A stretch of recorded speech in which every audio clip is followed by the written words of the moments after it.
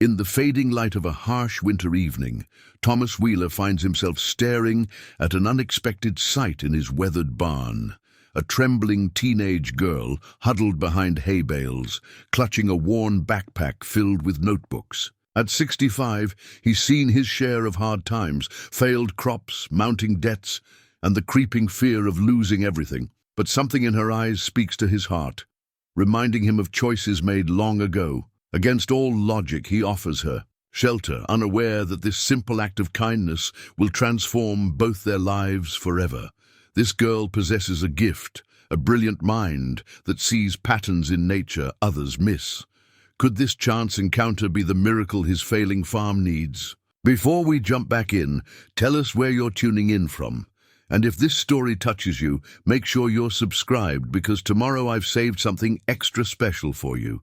Thomas Wheeler's weathered hands trembled slightly as he opened the farm ledger, its pages dog-eared and stained with coffee rings from countless late nights of worrying over numbers that never seemed to add up. The morning sun cast long shadows through his kitchen window, highlighting the deepening creases in his face as he studied the mounting evidence of his failing legacy. 20,000 in the red, he muttered, running his finger down columns of red ink. The farm, passed down through 4 generations of Wheelers, had never looked so close to slipping away. Last season's drought had devastated his corn crop, and the soil, once rich and black as coffee grounds, had grown tired and pale, demanding ever more expensive fertilizers just to produce half of what it once yielded naturally.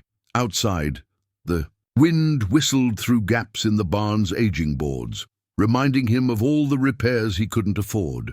The girl was still there, curled up in the hayloft where he'd left her last night with a wool blanket and his wife Martha's old quilted home comforter.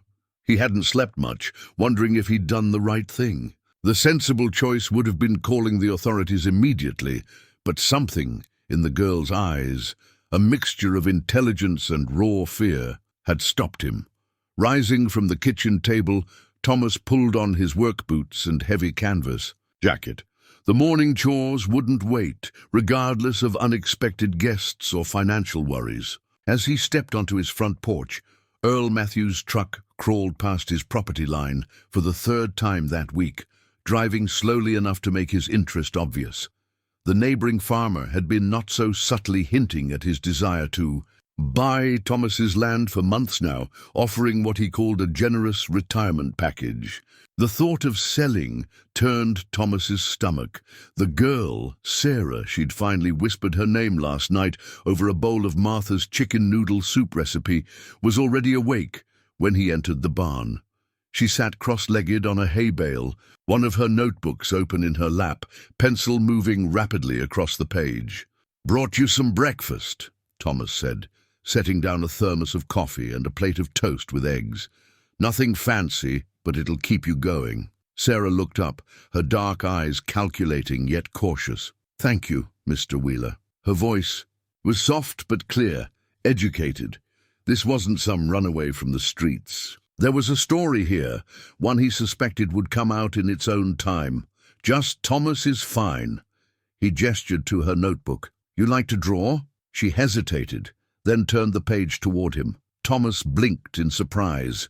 Instead of teenage doodles, the page was filled with intricate technical drawings, what looked like some sort of water flow system, with precise measurements and mathematical calculations in the margins. "It's a modified irrigation design," she explained, voice gaining confidence as she pointed to different parts of the diagram. "I noticed your current system loses about 40% efficiency due to evaporation and poor distribution. With these adjustments, you could reduce water waste by at least 60%. Thomas stared at the drawings, then at Sarah. In the morning light, he could see her more clearly. 15 or 16, he guessed, with intelligent eyes that seemed to catch every detail. Her clothes were worn but clean, her long dark hair neatly braided despite her circumstances. There was a precision to everything about her that didn't match his initial assumption of a desperate runaway. Where did you learn about irrigation systems? Sarah's shoulders tensed. Books, internet, I like to learn things. She closed the notebook quickly, but not before Thomas caught glimpses of other pages filled with similar technical drawings. The rest of the morning passed in a strange dance of cautious cooperation. Sarah helped with the chores, displaying an intuitive understanding of farm machinery that both impressed and puzzled Thomas. She asked intelligent questions about his planting rotation, soil composition, and equipment maintenance. Each answer seemed to send her back to her notebook, sketching and calculating. By midday, Thomas had made a decision. Over lunch, grilled cheese sandwiches and tomato soup, he cleared his throat. I'm not going to ask you to tell me what you're running from, not yet, but if you want to stay here for a while, we can work something out. Could use an extra hand around the place, especially one that knows its way around machinery. Sarah's spoon froze halfway to her mouth. You'd let me stay? On two conditions, Thomas said firmly. First, no more sleeping in the barn. Got a perfectly good spare bedroom upstairs. Second, you share those ideas in your notebook. That irrigation system you drew might be exactly what this old farm needs. For the first time, Sarah smiled. A real smile that transformed her whole face. I have more ideas, she said softly. So many more ideas. Thomas nodded, feeling a flutter of hope he hadn't experienced in years. Maybe, just maybe, they could help save each other. The spare bedroom looked exactly as Martha had left it 5 years ago.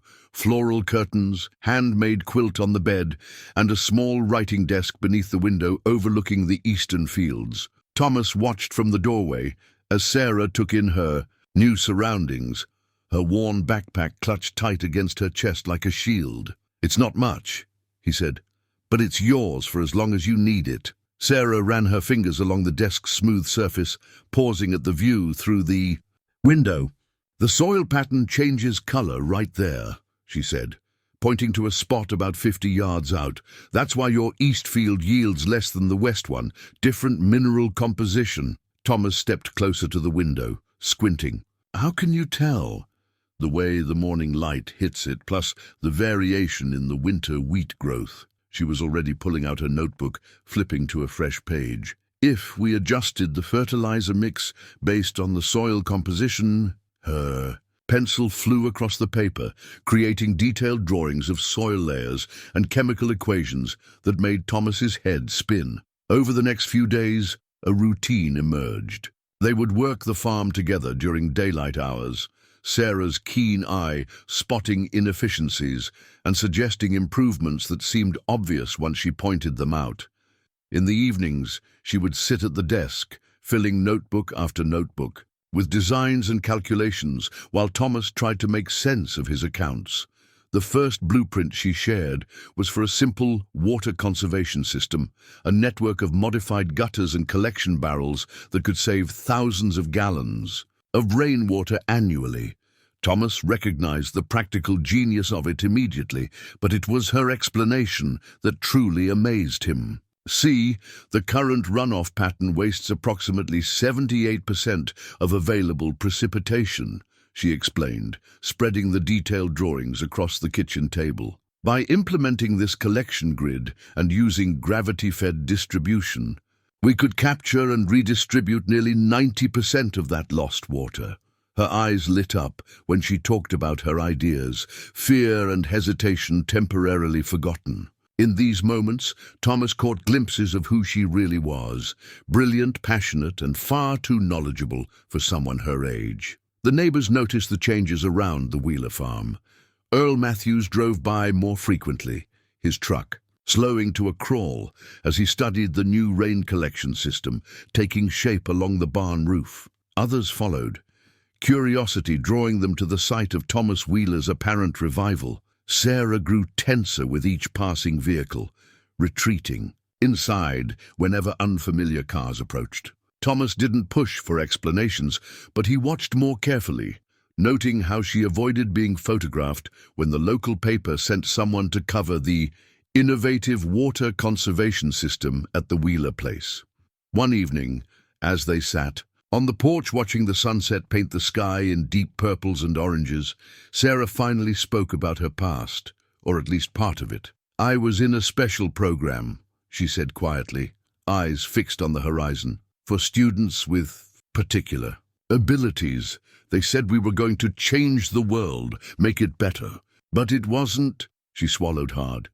"It wasn't what they promised." Thomas waited, letting the silence stretch comfortable and safe between them. "They wanted to control everything we created, patent it, sell it to the highest bidder. They didn't care about making things better, only about profit." Her hands clenched around her newest notebook. "When I refused to sign their contracts, they were going to make me stay. Permanently." Thomas felt a cold anger settle in his chest. "You got out," she nodded. "Had to leave everything behind. Been moving ever since, staying ahead of their lawyers, until," a small smile touched her lips, "until I saw your farm. The potential here, it was like it was calling to me." Thomas reached over and patted her hand gently. "Well, you found the right place. This farm's been in my family for generations. We don't sell out here to anyone." The trust building between them was as fragile as a spring seedling, but it was growing stronger each day. Thomas saw it in the way Sarah began to relax during their meals together, sharing stories about the scientific principles behind her innovations. He felt it in his own heart, the paternal instinct to protect and nurture this brilliant young mind that fate had entrusted to his care. Together, they were bringing new life to the tired old farm, one innovation at a time. And if anyone came looking to take Sarah away or steal her ideas, they'd have to go through Thomas Wheeler first.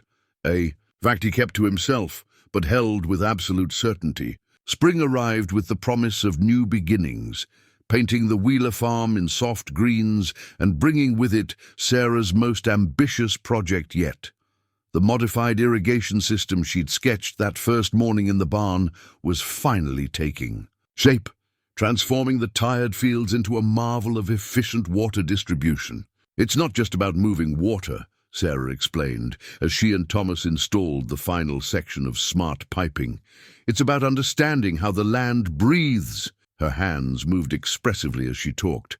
Dirt smudged across her forehead, from where she'd pushed back her hair.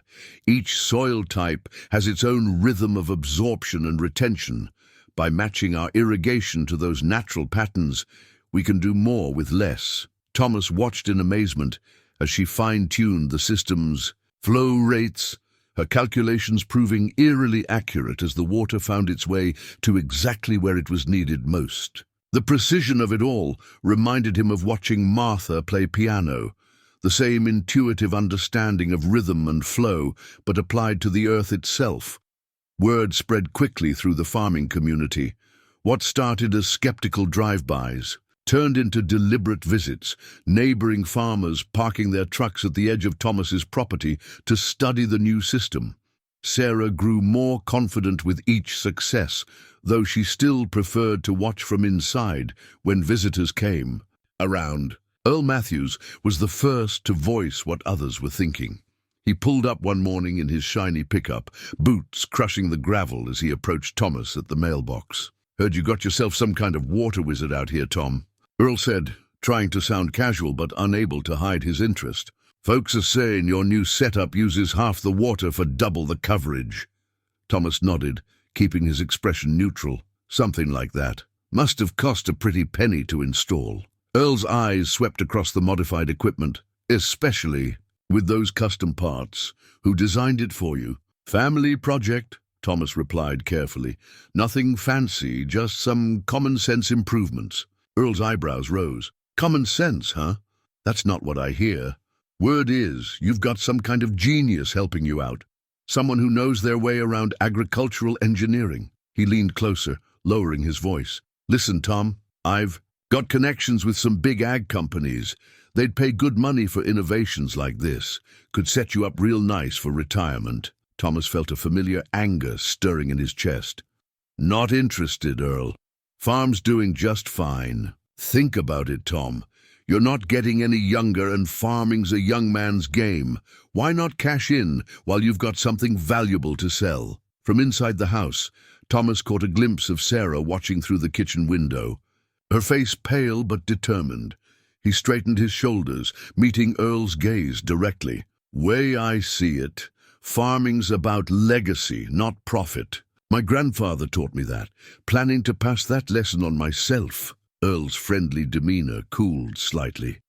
"Suit yourself. But don't think others won't be interested in whatever you've got going on here.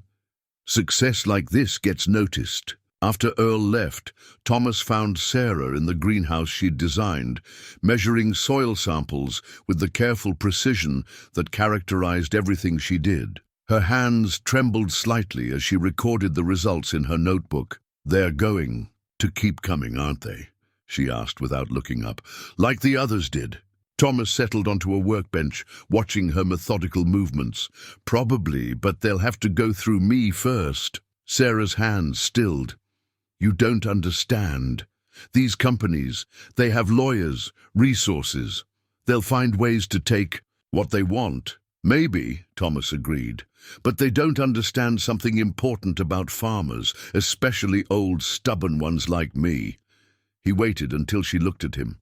"We know how to dig in our heels.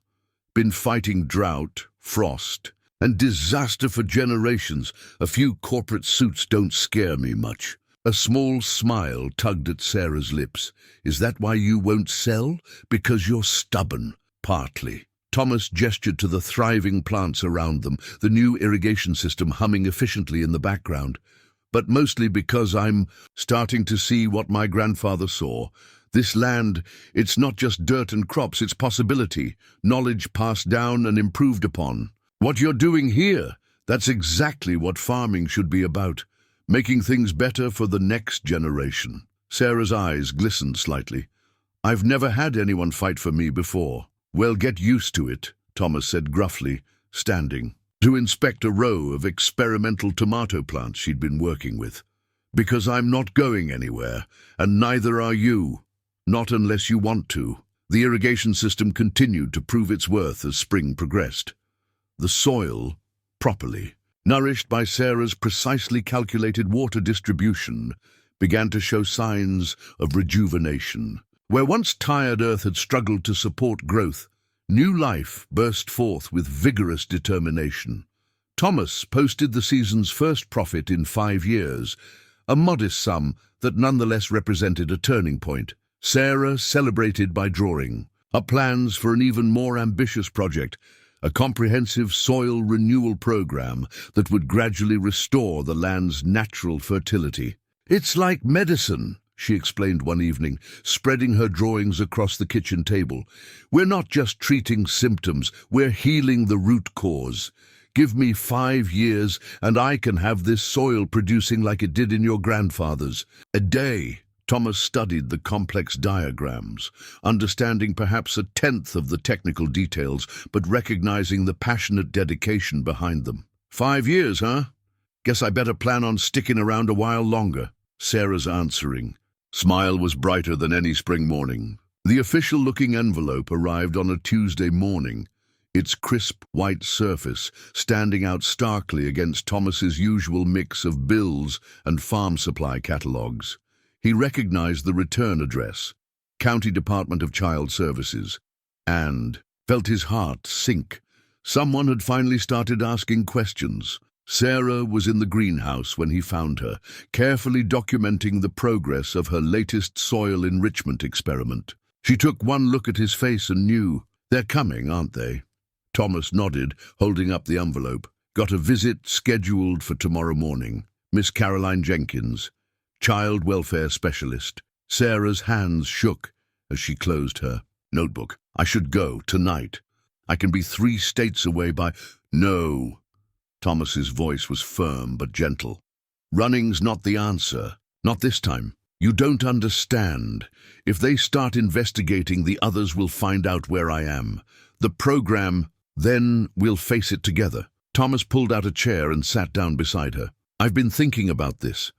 Got a proposition for you." Sarah looked at him warily, but didn't move toward the door. "How would you feel about making this arrangement official? Temporary guardianship to start with. I've already talked to Betty Anderson. She's a lawyer in town. Handled. My wife's estate. Says we've got a good case, especially given your age and circumstances. Guardianship? Sarah's voice wavered. You'd want that. Been wanting it since about day 2, Thomas admitted. Just took me a while to work up the courage. To ask. This farm needs both of us, Sarah, and more importantly, we need each other. Tears spilled down Sarah's cheeks. But what about when they ask questions about my past, my parents? We tell them the truth, what we can of it. You're a gifted young woman who needed a safe place to grow. I'm an old farmer with room in his home and his heart. He reached over and squeezed her hand. The rest we'll figure out together. The next morning, Caroline Jenkins pulled up in a county car, her briefcase and clipboard radiating official authority. Thomas met her on the porch, offering coffee and his most reassuring smile. "Mr. Wheeler," she began, settling into a kitchen chair, "I hope you understand the seriousness of this situation. We've received reports of an undocumented minor living on your property." "That's correct," Thomas said calmly. "Sarah's been with me for 3 months now. We're actually in the process of filing for temporary guardianship." Ms. Jenkins raised an eyebrow. "And what is your relationship to the minor?" "She's family," Thomas said simply. "Maybe not by blood, but by choice, by necessity." The interview lasted 2 hours. Sarah joined them halfway through, her quiet intelligence and obvious bond with Thomas making an impression on the social worker. They showed her the greenhouse, the irrigation systems, Sarah's notebooks full of agricultural innovations. "She's quite remarkable," Ms. Jenkins said quietly to Thomas, while Sarah demonstrated her latest soil testing procedure. "But you understand my concerns. No official records, no school enrollment, no previous guardian contact." Thomas nodded. "I do. And I'm prepared to do whatever it takes to make this legal and right. Sarah needs stability, education, a chance to develop her gifts properly. That's exactly what I aim to provide." Ms. Jenkins made notes on her clipboard. "You're aware.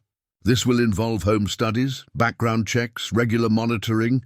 "Bring it on," Thomas said firmly. "We've got nothing to hide, at least nothing that matters to Sarah's well-being now." The social worker's expression softened slightly. "You really care about her, don't you?" Thomas watched Sarah explaining the principles behind her water conservation system, her face animated with enthusiasm. "She saved my farm," he said quietly. "More importantly, she saved me from becoming just another bitter old man watching his legacy crumble. How could I not want to do the same for her?" The next few weeks brought a flurry of legal activity. Betty Anderson proved worth her weight in gold, helping them navigate the complex waters of guardianship proceedings. Sarah's mysterious past raised eyebrows, but her obvious intelligence and the visible improvements to the Wheeler farm spoke volumes about her character. Support came from unexpected quarters.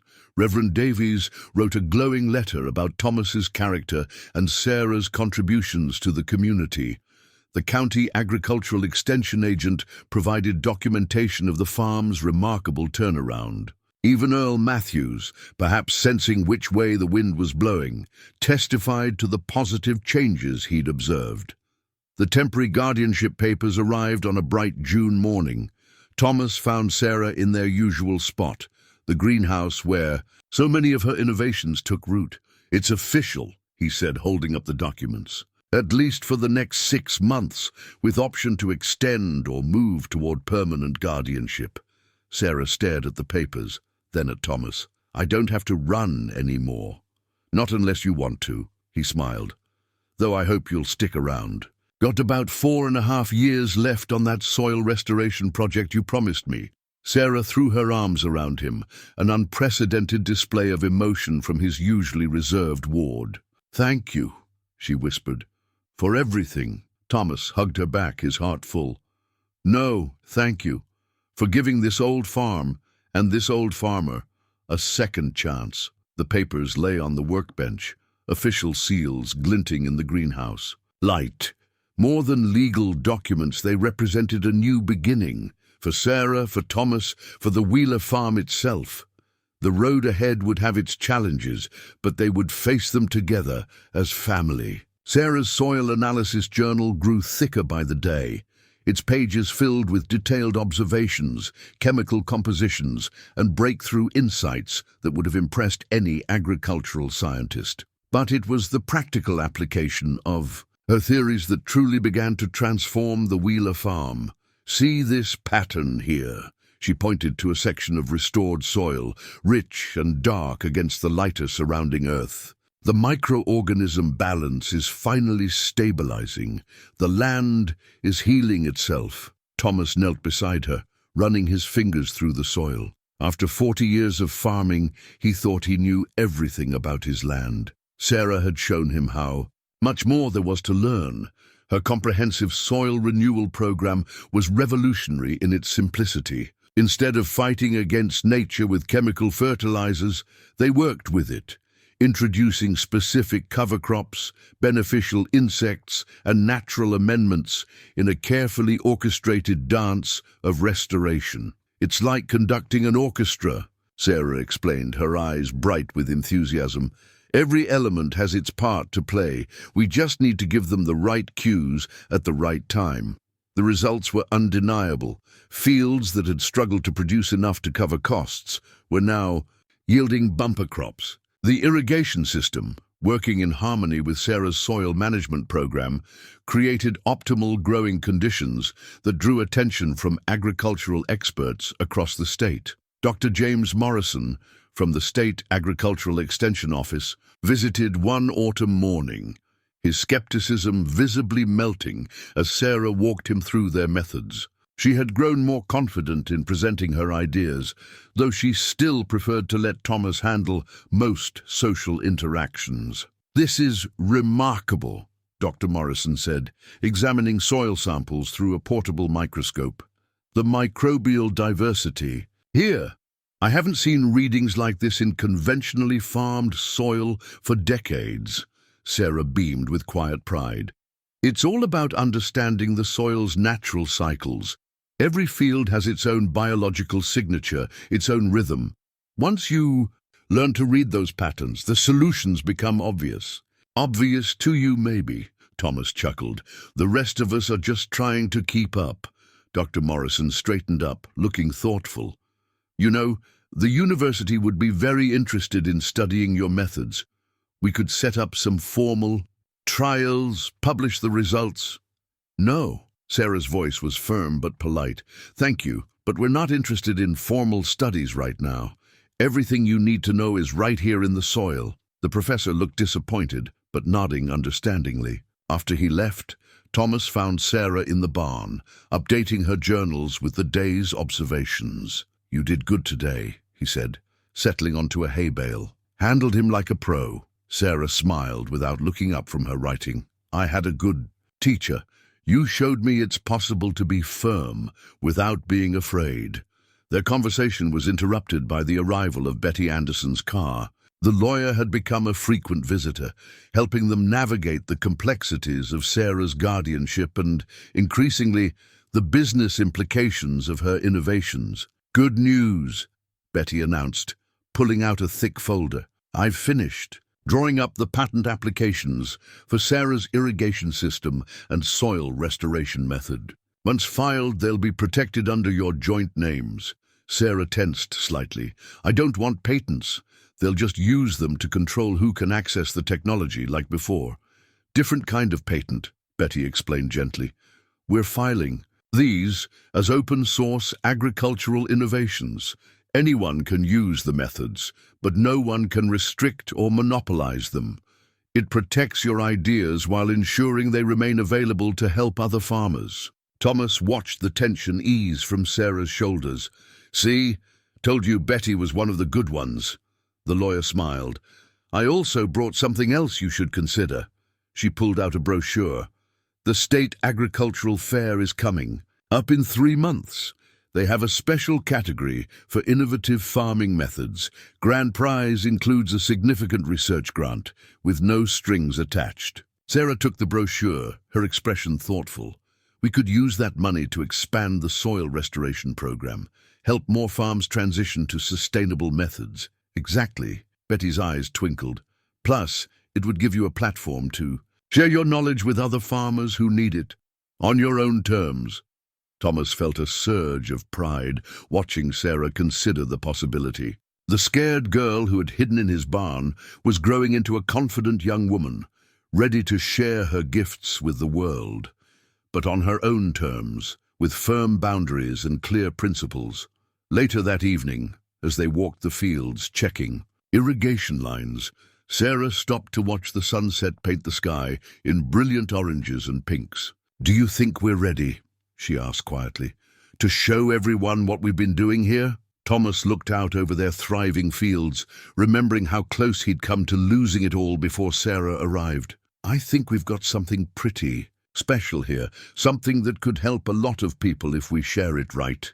Sarah nodded slowly.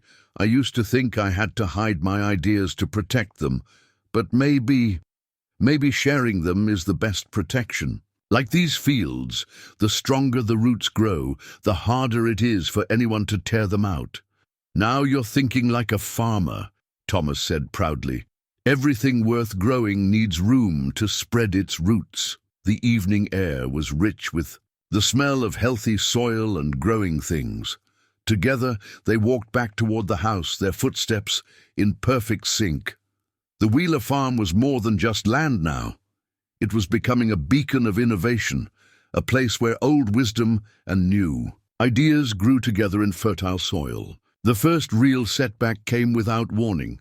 Sarah's experimental crop rotation system, designed to accelerate soil restoration, backfired spectacularly when an unexpected early frost hit the test field. The carefully planned sequence of cover crops withered overnight, leaving the soil exposed and vulnerable. Sarah stood in the middle of the damaged field, her experiment notebook clutched tight against her chest. The morning sun revealed the full extent of the failure, acres of blackened plants that should have been building soil strength for the next growing season. "I should have anticipated this," she whispered, flipping through pages of calculations. "And weather patterns.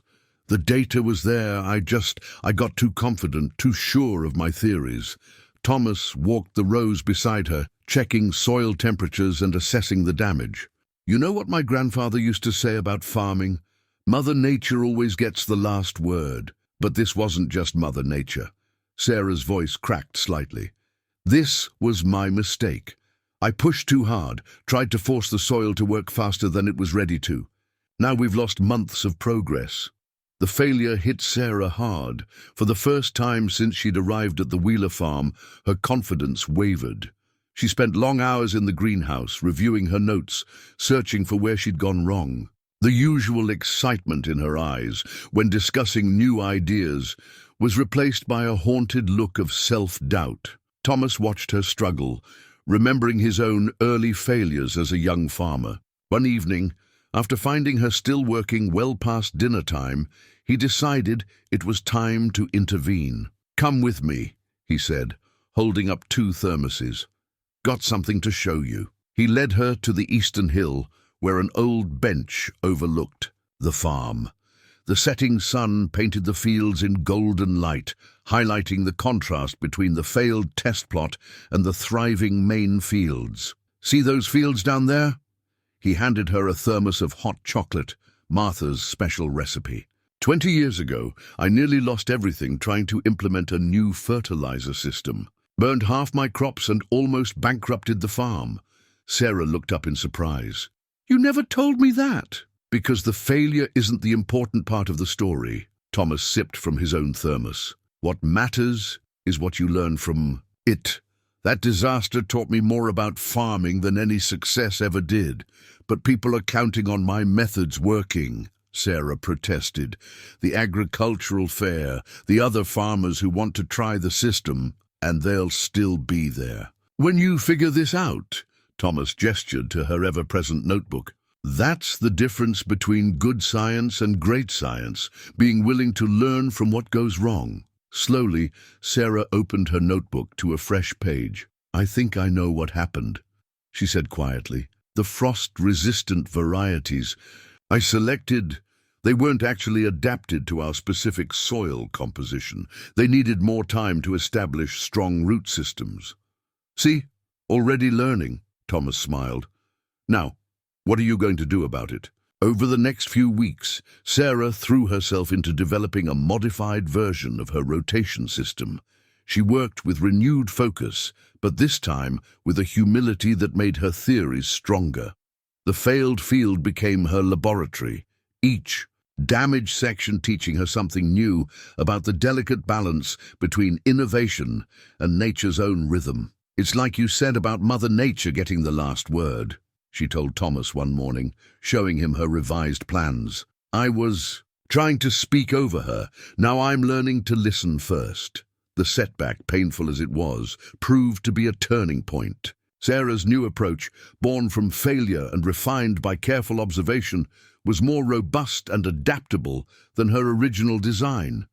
She documented everything: success, failure, and the crucial space between where real learning happened. Sometimes, Thomas observed, watching her map out the next season's rotation, you have to break ground to help it heal. Sarah looked up from her work, a small smile playing at her lips. Is that another one of your grandfather's sayings? Nope, Thomas grinned. That one's all yours. I'm just smart enough to recognize wisdom when I hear it. The failed field would take time to recover, but they both knew it would eventually emerge stronger for the experience. Just like Sarah herself, who had learned that true innovation wasn't about being perfect. It was about being persistent, adaptable, and willing to grow from every experience, even the painful ones. The State Agricultural Fair entry form sat on the kitchen table between them, its deadline looming like an approaching storm.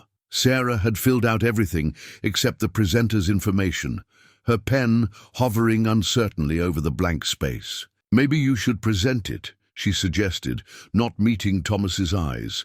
You're better with people, and after the rotation system failure, you created something even better. Thomas interrupted gently. That's exactly what they need to hear about. Real innovation isn't about being perfect. It's about learning and adapting. The fair was 3 weeks away, and preparation consumed their days. Sarah refined her presentation, distilling complex agricultural science into clear, practical demonstrations. Thomas helped her build portable soil testing stations and create visual aids that would show their method's effectiveness. Remember, he coached as she practiced in the barn, these are farmers you're talking to. They don't need fancy scientific terms. They need to see results they can replicate. Sarah nodded, adjusting her approach. She spoke about soil like a story, each layer revealing its own history.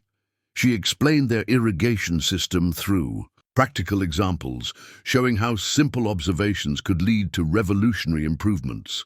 The night before the fair, neither of them could sleep. Sarah sat at her desk, reviewing her notes for the 100th time.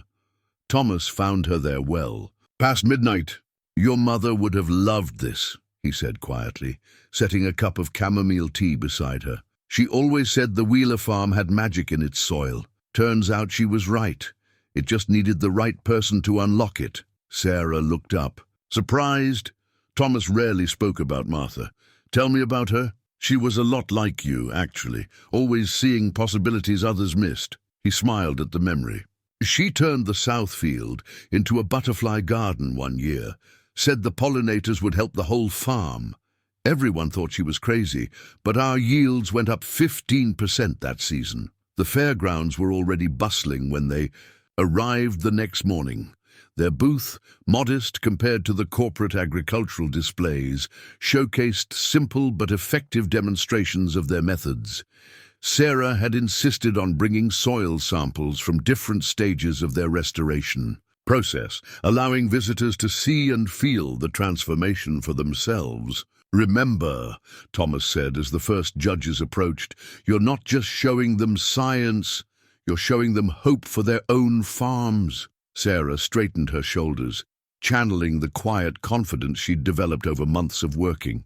Alongside Thomas, as she began her presentation, her voice clear and steady, Thomas stepped back and watched with pride. She walked the judges through their journey, from the initial irrigation innovations to the sophisticated soil restoration program. When questions came about the failed rotation experiment, she didn't hesitate or apologize. Instead, she showed how that setback had led to crucial improvements in their methods. "Failure taught us to work with the land's natural rhythms," she explained, holding up two soil samples side by side.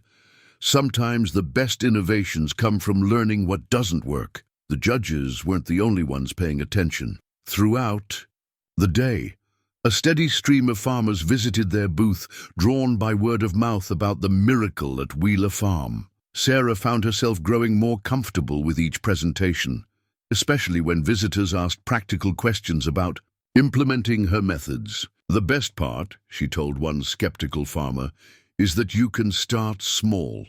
Test these methods on one field. Let the results speak for themselves. The soil will tell you what it needs. You just have to learn its language." By late afternoon, their booth had become one of the fair's main attractions. Even representatives from large agricultural companies stopped by, though their interest seemed more calculating than curious.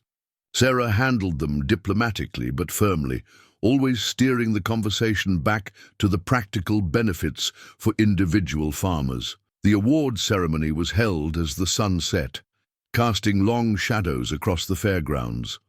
Thomas squeezed Sarah's, and as they waited through the preliminary categories, when they reached the Innovation in Sustainable Agriculture division, the head judge stepped forward with a smile. "This year's grand prize goes to a project that demonstrates both scientific excellence and practical wisdom," he announced. "More importantly, it shows us that the future of farming lies not in corporate laboratories, but in the careful observation and respect for the land itself. The winner is the Wheeler Farm Soil Restoration Program." The applause was genuine, especially from the farmers who had visited their booth throughout the day.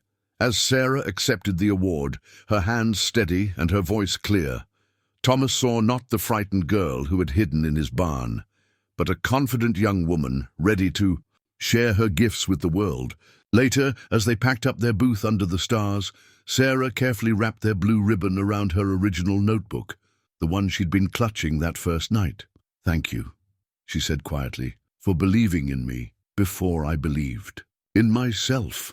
Thomas looked at their simple display, then at the elaborate corporate booths being dismantled nearby. "You know what makes me proudest? You didn't just show them science today. You showed them what's possible when someone cares enough to listen to the land." Sarah smiled, tucking the ribbon-wrapped notebook into her bag. "We should celebrate. Maybe I could try making Martha's chicken noodle soup." "I think," Thomas said, his heart full, "she would like that very much." The local newspaper's headline read, "Wheeler Farm Innovation Revolutionizes Local Agriculture." Beneath it, a photo showed Sarah and Thomas standing in their restored fields, the morning sun highlighting the rich, dark soil beneath their feet. The article praised their methods, but more importantly, captured the spirit of their work, the careful balance of science and stewardship that had transformed the struggling farm into a model of sustainable agriculture. Recognition brought changes to their quiet routine. Farmers began showing up unannounced, hoping to see the innovative systems for themselves. Sarah, once shy about sharing her knowledge, found herself hosting impromptu workshops in the greenhouse, explaining soil chemistry and water conservation to eager listeners. "It's different now," she told Thomas one evening, after showing a group of local farmers how to test their soil composition. "Before, when they wanted my ideas, it was about control and profit. These people, they just want to help their land heal." Thomas nodded, understanding. "That's because you're not just giving them technology. You're giving them hope." The research grant from the fair went directly into expanding their soil restoration program. Sarah designed a series of demonstration plots, each showcasing different stages of the healing process. She meticulously documented every step, creating simple guides that any farmer could follow. Even Earl Matthews, their once skeptical neighbor, became a convert, They found him one morning studying their irrigation system, shaking his head in wonder. "Never thought I'd say this, Tom," he admitted, "but you two might just save farming in this valley. My grandson's been talking about taking over our place someday.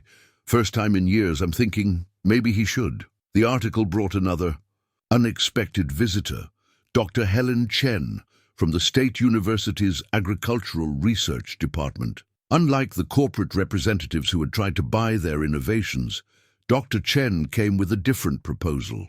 "We'd like to establish a partnership," she explained, sitting at their kitchen table, "not to own your methods, but to help document and share them. These techniques could help farmers worldwide." Sarah listened carefully, her expression thoughtful. "The information stays free, available to anyone who wants to use it." "Absolutely," Dr. Chen smiled.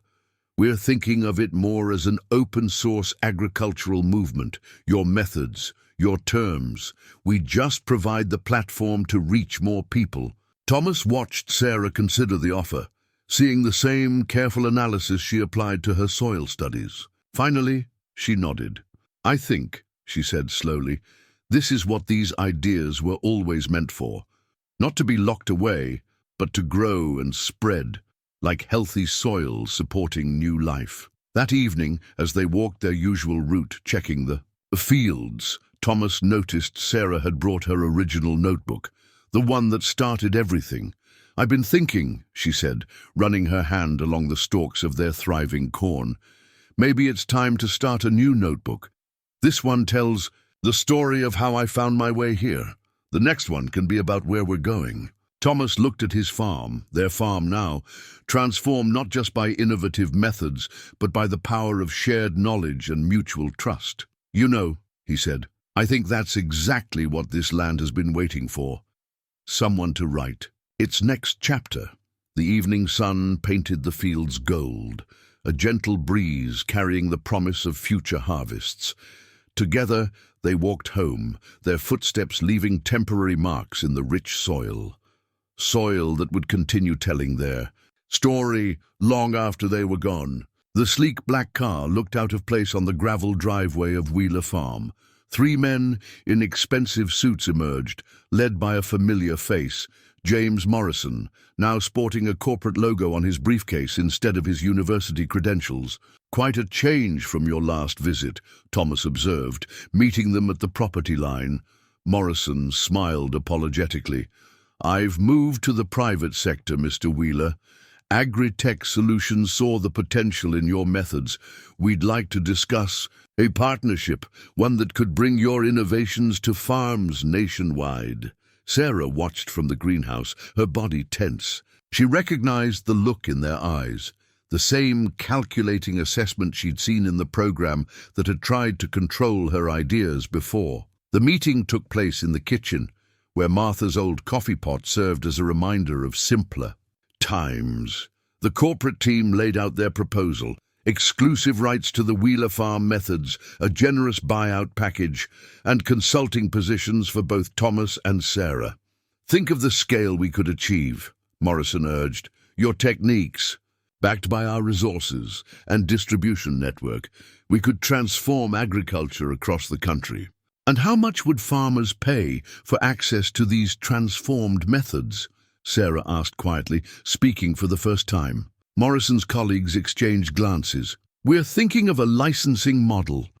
Reasonable fees for implementing the technology, with ongoing support and updates." "Reasonable to who?" Thomas's voice carried the weight of decades of farming experience. "To corporate shareholders or to farmers barely keeping their land?" "Mr. Wheeler, you have to understand the realities of modern agriculture," one of the suits began. "Research and development costs were covered by a teenage girl with a notebook and an old farmer willing to trust her." Thomas interrupted. "The only reality I'm interested in is helping other farmers succeed." Morrison leaned forward.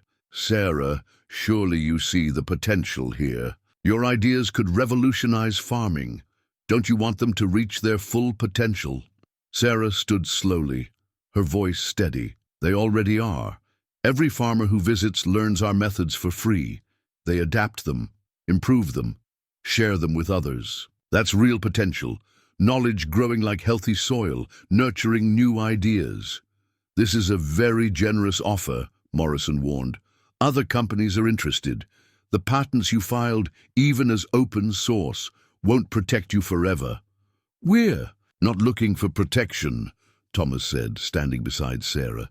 We're looking to protect others from exactly this kind of corporate takeover of agricultural knowledge. After the visitors left, their offer firmly rejected, Sarah and Thomas sat on the porch watching the sunset. The corporate car kicked up dust as it disappeared down the rural road. They'll be back, Sarah said softly. Different company, same. Pitch. The program that had me before, they started just like this, promises of reaching more people, doing more good. Thomas nodded. Probably. But they don't understand something important about farmers, especially stubborn ones like us. We don't grow crops for quarterly reports. We grow them for generations to come. Sarah pulled out her notebook, turning to a fresh page. Then maybe it's time to grow something new, something they can't buy or control. What are you thinking? A network, she said, sketching quickly, not a corporate one. A community of farmers sharing knowledge, supporting each other. We've already started it without realizing. Every person who visits becomes part of it. Thomas smiled, recognizing the familiar light of innovation in her eyes.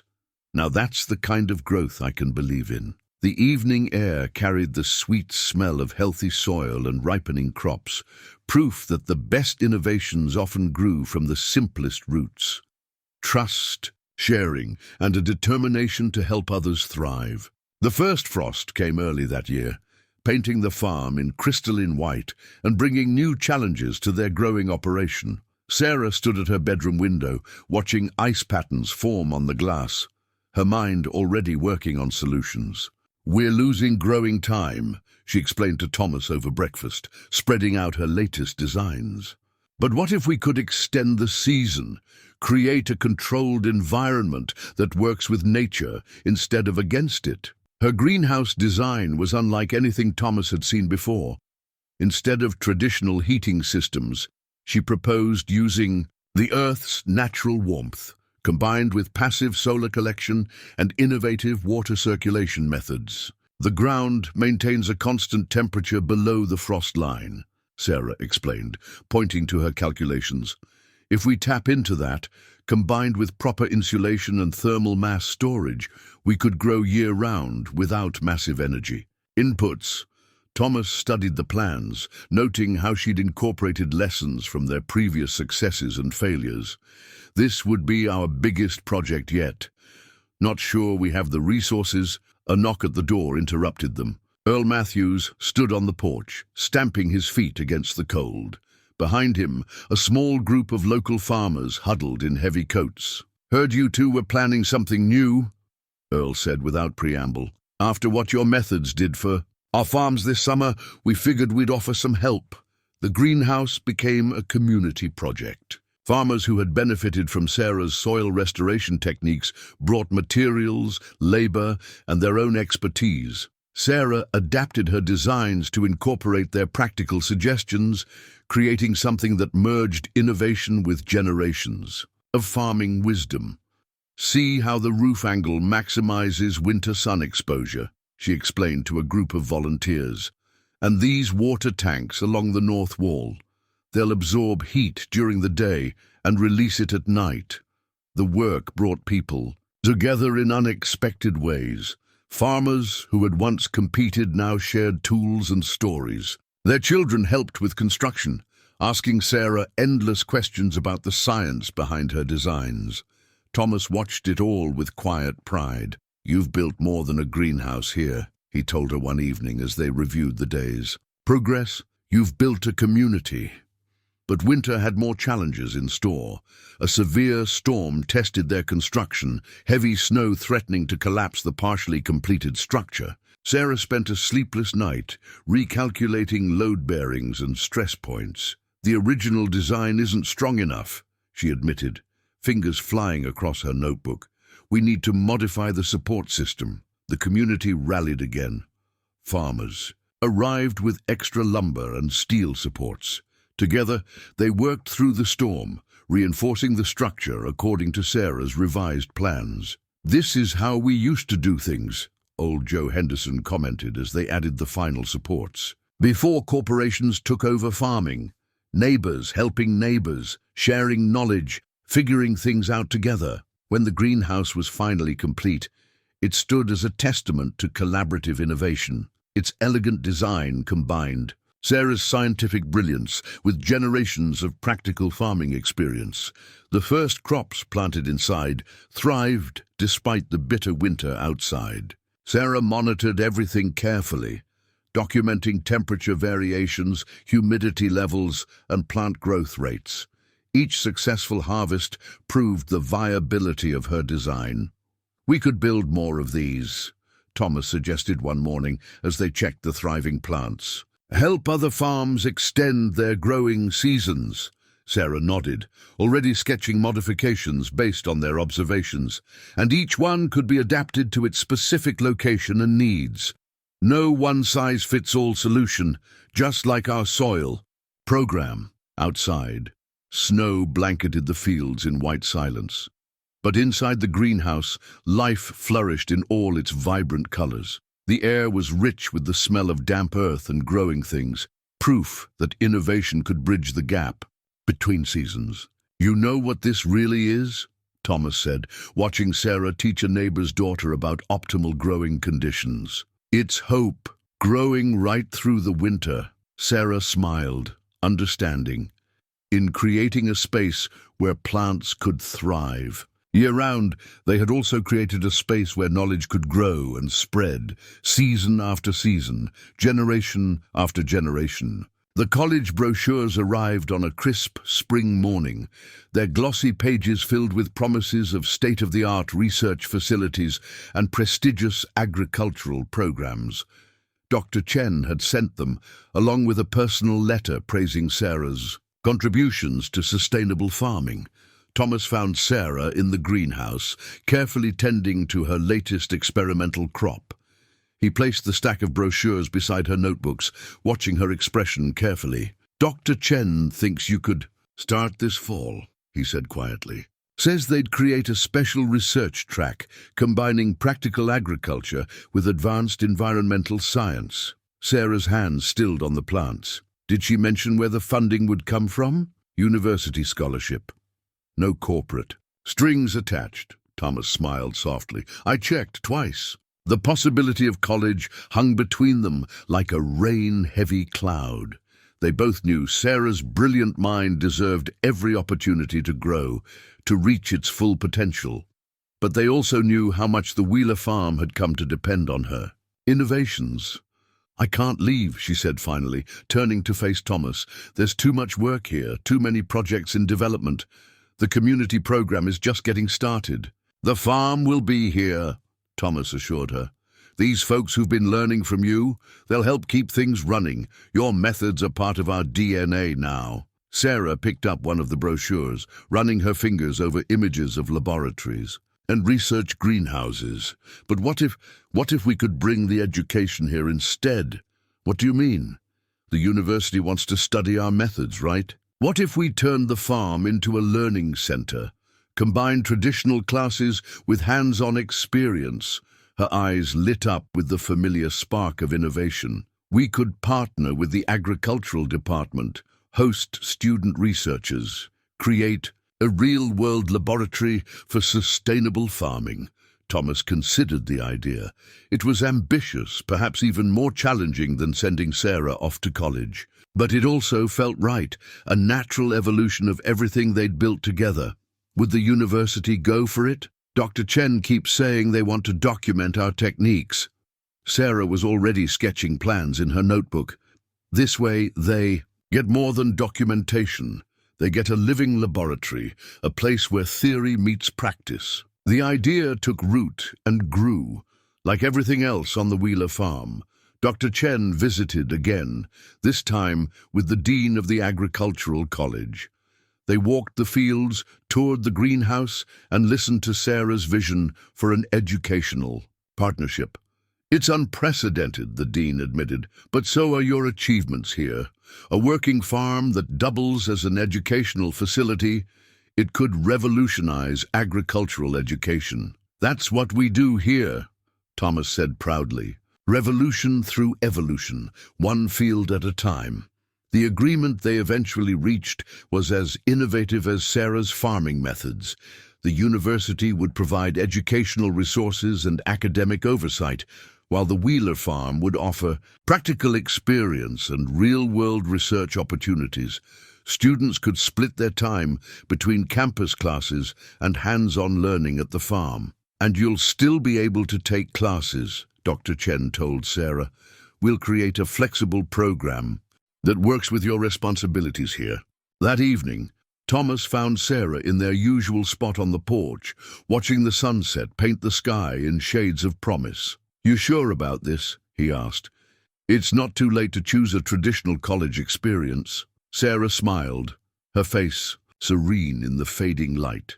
"I chose my path the night you found me in the barn. Everything since then has just been following where it leads." "To think," Thomas chuckled, "I thought I was just helping a scared girl that night. Turns out I was helping farm education evolve." "You were," Sarah said softly. "You still are. We all are." She gestured to the fields where their innovations had taken root. The best education grows from real experience, shared wisdom, and the courage to try new things. The college brochures lay forgotten on the kitchen table, replaced by plans for something newer, something that, like their soil restoration program, would grow deeper roots and bear richer fruit.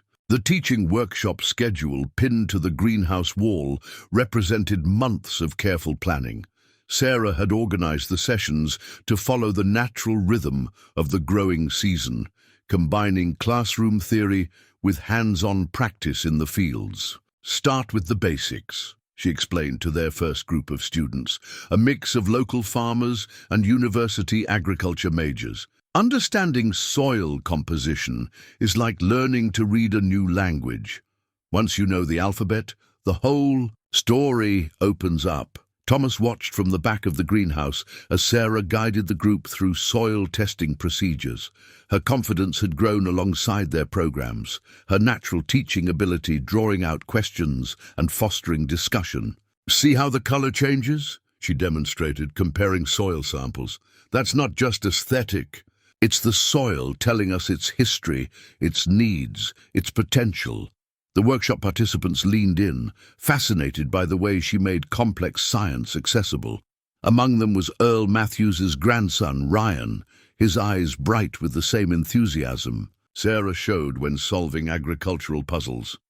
"It's like you're teaching us to be soil doctors," Ryan commented, carefully measuring pH levels in his sample. "Diagnosing problems, prescribing treatments, monitoring recovery." Sarah smiled at the analogy. "Exactly. And like good doctors, we need to understand that every case is unique. What works in one field might not work in another." The practical sessions moved from the greenhouse to the fields, where students could see the results of their soil restoration program in full effect. Sarah had designed demonstration plots showing different stages of the process, from initial treatment to full recovery. "This field," she explained, standing in their first restored plot, "was nearly dead 3 years ago. Now look at it." She knelt, scooping up a handful of rich, dark earth. "Feel the difference.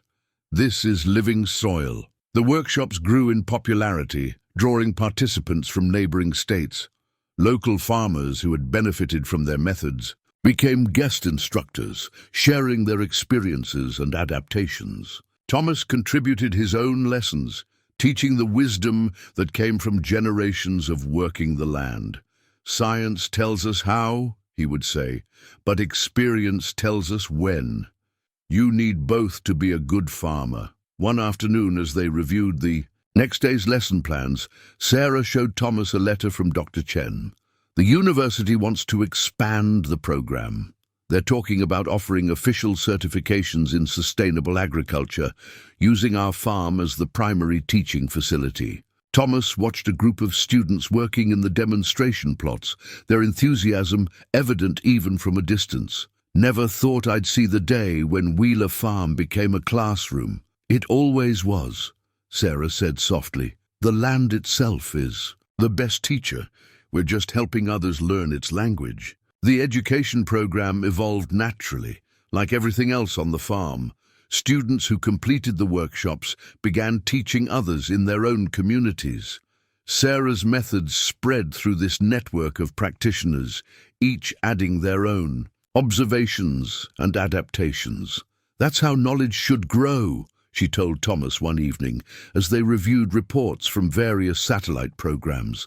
"Like healthy soil, nurturing new life, adapting to local conditions, spreading through natural connections." They had created something unique, a place where academic knowledge merged seamlessly with practical experience, where innovation grew from tradition, and where each success seeded future growth. "You know what makes me proudest," Thomas said, "watching Sarah prepare materials for the next day's workshop.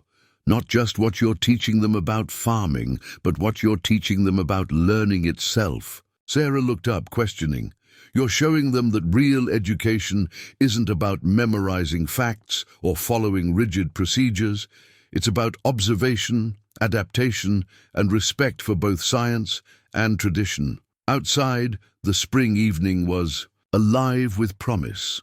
New crops pushed through restored soil, students' voices carried on the breeze, and the Wheeler Farm continued its transformation from a simple family operation to a beacon of agricultural education. Sarah smiled, adding final notes to her lesson plan. "We're all still learning," she said. "Every season brings new challenges, new discoveries. That's what makes it exciting and worth sharing," Thomas added, his heart full of pride for the legacy they were building together. The adoption papers arrived on a warm summer morning, delivered by Betty Anderson herself. She spread them across the kitchen table, where so many of their plans had taken root, her face beaming with satisfaction. "Everything's in order," she announced.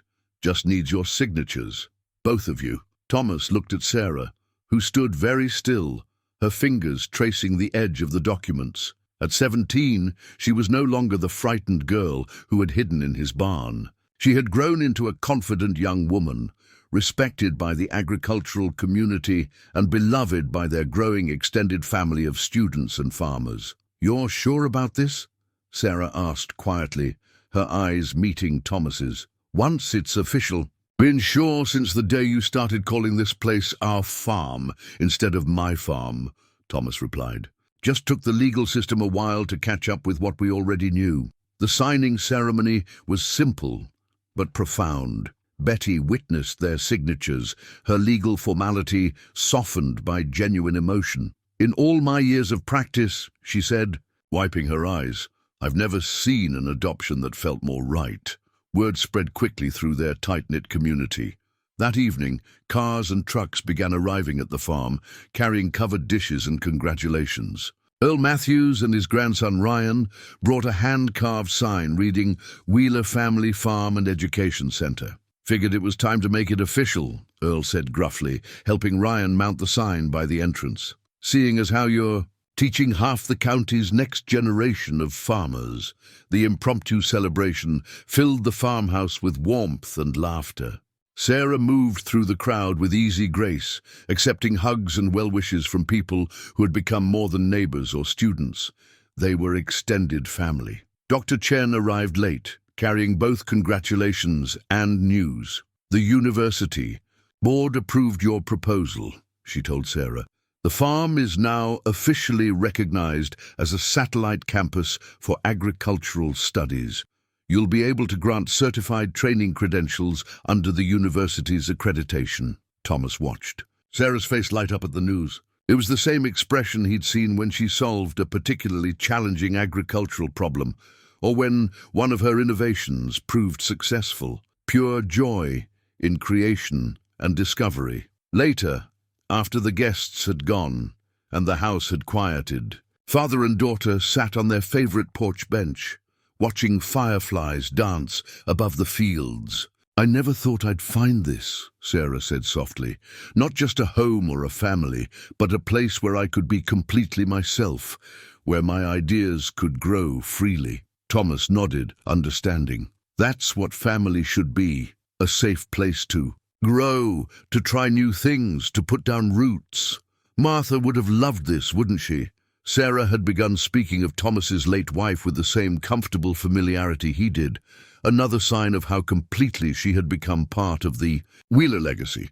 She'd have been the first one planning this celebration, Thomas agreed, and probably already designing an expansion for the teaching program. Sarah pulled out her ever-present notebook, opening to a fresh page. "Speaking of expansion, I've been thinking about the North Field. If we combine the university's resources with our practical experience, we could create something really special. A full research station for sustainable farming methods." Thomas smiled, recognizing the familiar spark of innovation in her eyes. "Always thinking ahead, aren't you?" "Well, it is a family tradition now," she replied, sketching preliminary designs. "Wheelers have been innovating on this land for generations. I'm just continuing the legacy." The night air was rich with the smell of healthy soil and summer growth. From the barn came the soft sounds of nesting barn swallows, generations of birds that, like the Wheelers, had made this farm their home. Thomas watched his daughter work on her designs, her pencil moving with confident purpose. The adoption papers had merely formalized what they had both known for months. Family wasn't just about blood or names. It was about shared purpose, mutual trust, and the courage to grow together. "You know what?" he said softly. "I think we just might be starting the best chapter of the Wheeler family story." Sarah looked up, her smile as bright as the future. They were building, and this time we're writing it together. The business plan lay open on the greenhouse work table, its pages filled with Sarah's precise handwriting and Thomas's practical annotations. What had started as a simple farming operation had grown into something far more ambitious: the Wheeler Farm Innovation Center. "It's not just about teaching anymore," Sarah explained to their advisory board, a mix of local farmers, university representatives, and agricultural experts. "It's about creating a space where traditional farming wisdom and cutting-edge science can work together." The plan was comprehensive, but rooted in the same principles that had guided their success: respect for the land, open sharing of knowledge, and practical application of innovative ideas. The Innovation Center would combine research facilities, teaching spaces, and working farmland. "Every discovery, every improvement will be freely available," Thomas added, addressing the concerns of some board members. "That's non-negotiable. This center belongs to the farming community, not corporate interests." Dr. Chen nodded approvingly. "The university is fully committed to this model. We've already had inquiries from other agricultural programs wanting to study your approach." Construction began in phases, with the community pitching in, just as they had with the greenhouse. Each new building incorporated Sarah's sustainable design principles, from passive solar heating to rainwater harvesting systems. The heart of the center remained the demonstration fields, where visitors could see the long-term results of their soil restoration methods. Sarah had carefully documented the transformation, creating a living timeline of agricultural recovery. "See how the soil structure has changed," she showed a group of visiting agricultural students. "This isn't just about chemistry, it's about rebuilding entire ecosystems from the ground up." Thomas watched with pride as Sarah moved confidently between roles: farmer, teacher, researcher, innovator. She had found her calling in this unique space between traditional agriculture and scientific advancement. The Innovation Center quickly became known as a place where practical problems found real solutions. Farmers brought their challenges: failing soil, water management issues, pest problems, and found a community ready to help solve them. "That's the real innovation," Sarah told Thomas one evening as they reviewed the center's progress. "Not just the solutions we develop, but the way we develop them, together, sharing knowledge, building on each other's experiences." New projects sprouted like spring seedlings, a seed bank for heritage crop varieties, a program for testing and documenting traditional farming techniques, a collaborative research initiative studying climate-resilient agriculture. Through it all, the Wheeler farm remained true to its roots, a family operation dedicated to nurturing growth, whether in soil or in human potential. The Innovation Center had become exactly what Sarah had envisioned, a bridge between past and future, where every discovery honored both tradition and progress. "You've built something remarkable here," Dr. Chen told them during a review meeting, "a model for what agricultural education and research should be." Thomas smiled, watching Sarah demonstrate soil testing techniques to a new group of students. "No," he said quietly, "we've just created the right conditions, like good farmers always do.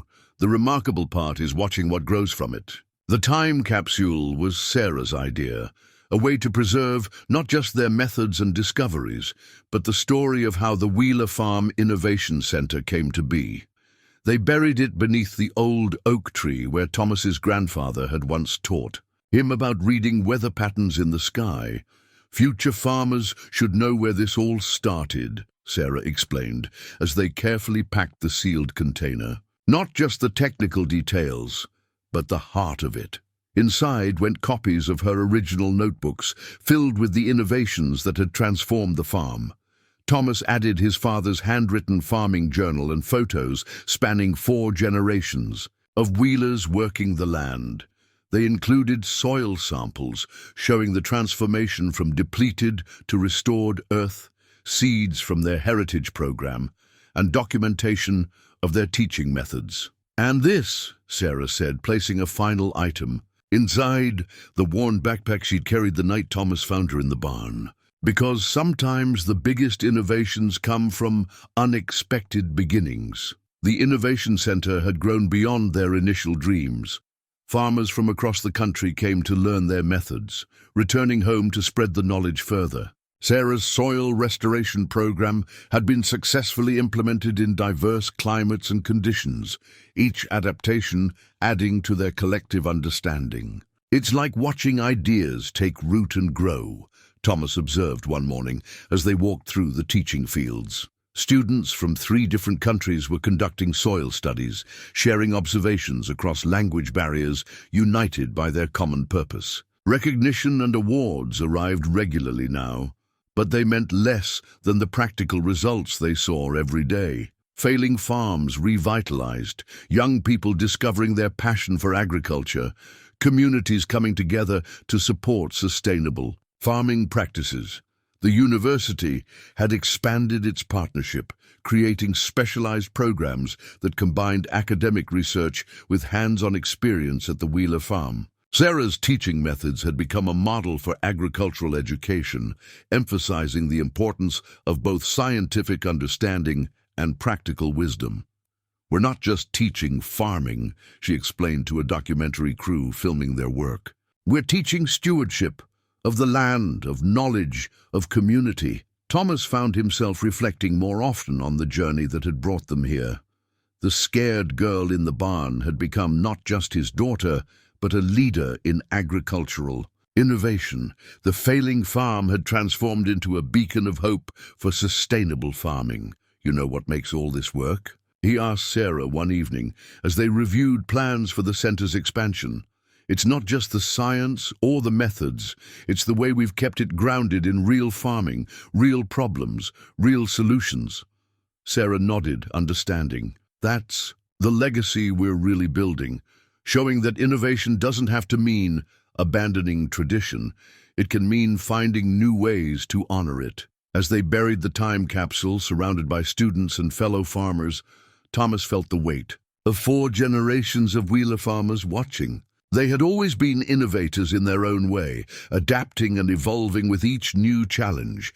Now, through Sarah, that legacy would continue, growing in ways his grandfather could never have imagined. "To the future," Sarah said softly, as the last shovelful of soil covered the capsule. "May they find in these fields the same hope and possibility we did." "And then grow something new from it," Thomas added, his heart full of pride for the legacy they were leaving, not just in the soil, but in the minds and hearts of everyone who came to learn at the Wheeler Farm Innovation Center. The new student registration forms arrived, just as autumn painted the Wheeler Farm in brilliant shades of red and gold. Sarah reviewed them at the kitchen table, the same table where she had first shared her innovations with Thomas years ago. Among the applications was one that caught her eye, a young girl from Idaho, barely 16, with detailed notes about soil composition theories that showed remarkable insight. Her circumstances echoed Sarah's own past, a brilliant mind seeking space to grow. "What do you think?" she asked Thomas, sliding the application across the table. He smiled, recognizing the look in his daughter's eyes. "I think it's time for someone else to find their way home." The girl, Alice Chen, arrived on a cool October morning, clutching a notebook much like Sarah had once carried. Her eyes widened as she took in the Innovation Center's sprawling campus, now a seamless blend of traditional farm buildings and modern research facilities. "Welcome to Wheeler Farm," Sarah said warmly, remembering her own first day. "Let me show you something special." She led Alice to the original greenhouse where it all began. The structure had been preserved as both a working facility and a reminder of their journey.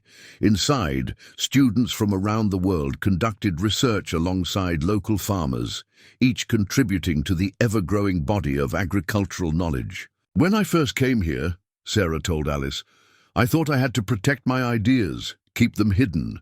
But Thomas, my father, showed me that the best innovations grow stronger when they're shared." Alice nodded, her own notebook already open, pencil moving rapidly across the page. "I've been reading about your soil restoration program. I have some thoughts about adapting it for high-altitude farming." Thomas watched from the doorway as Sarah bent over the girl's notebook, her face lighting up with the same excitement. She still showed when encountering new ideas. The cycle was continuing, knowledge flowing from one generation to the next, each building upon what came before. Later, as they walked their evening rounds, Sarah and Thomas found Alice in the demonstration fields, studying soil samples with intense concentration. "Reminds me of someone I know," Thomas said softly. Sarah squeezed his hand. "She'll find her own path here, just like I did. That's what this place is for now, helping others grow their ideas in fertile soil." The autumn wind carried the promise of change, of new growth, waiting beneath the surface. At the Wheeler Farm Innovation Center, another season of learning was beginning, another chance for unexpected brilliance to take root and flourish. "Full circle," Thomas murmured, watching the sunset over fields that had seen 4 generations of innovation. "And the circle keeps growing," Sarah nodded, her heart full of gratitude for the journey that had brought them here. "That's the real legacy of Wheeler Farm, not just what we grow in the soil, but what we grow in each other." The family photo hung prominently in the Innovation Center's main hall. Thomas and Sarah standing in their restored fields, surrounded by students, farmers, and community members who had become part of the Wheeler Farm family. Below it, a simple, black-red, "From one seed of kindness, a forest of innovation grows." Years had passed since that winter night when Thomas found a frightened girl in his barn. Now the Wheeler Farm Innovation Center stood as a testament to what could grow from trust, determination, and the courage to share knowledge freely. Each season brought new students, new challenges, and new discoveries. Yet the core principles remained unchanged: respect for the land, open sharing of innovations, and the belief that every person had the potential to contribute to agricultural knowledge. Sarah's original notebooks had been digitized and shared with farming communities worldwide, but the paper versions remained in the farm's library, their pages worn from countless hands seeking wisdom. Beside them sat Thomas's family farming journals, the old and new methods intertwined like healthy roots supporting future growth. Every morning, as the sun rose over the Wheeler Farm, a new day of learning, discovery, and innovation began. And in the rich soil beneath their feet, countless generations of crops yet to come waited for their turn to grow, nurtured by the wisdom of the past and the promise of the future. For on this land, hope had taken root alongside innovation, proving that the most valuable harvest was not what was taken from the soil, but what was given back to it, and to the people who worked it with understanding, respect, and love.